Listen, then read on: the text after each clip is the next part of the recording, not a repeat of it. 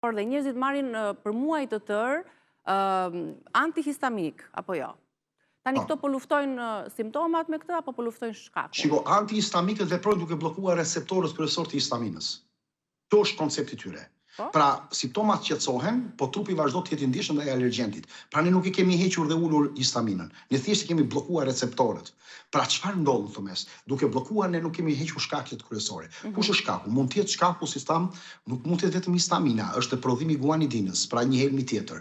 Mund të kemi disa probleme në tiroide, mund të kemi disa probleme në sistemin, pra mund të kemi në aspektet metabolike, kemi disa shqetësime, kemi disbalancë zorës, kemi fryrje, kemi gazra, kemi dhimbje, kemi probleme me kapslokun. Përdorimi i gjatë i këtyre antihistaminikëve sjell më shumë lodhje, sjell përgjumje, sjell tharje të mukozave, sjell ulje të vigjilencës të sistemit tonë imunitar, e komprometon sistemin imunitar, del jashtë konceptit biologjik dhe natyral.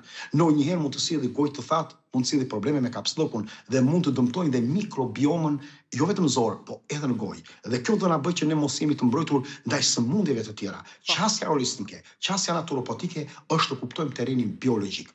Jo si ta bllokojmë histaminën, por si të luftojmë që trupi mos prodhojë më histamin dhe të luftojmë shkaqet kryesore. Dhe duhet ulim nivelin e inflamacionit kronik që e kemi. Ku e kemi? Mikrobiomën e zorës, mbi ngarkesën dhe pastrimin, detoksifikimin dhe ruajtjen e mëlçisë, shtimin e niveleve të ushqimeve me vitamina, minerale dhe antioksidant, që të jenë baza kryesore për të kontrolluar, jo thjesht të kontrollojmë simptomat. Pastaj mbështetemi edhe tek ushqimi, tek gjithë ky stil i jetës për ta rregulluar të gjithë sistemin tonë imunitar.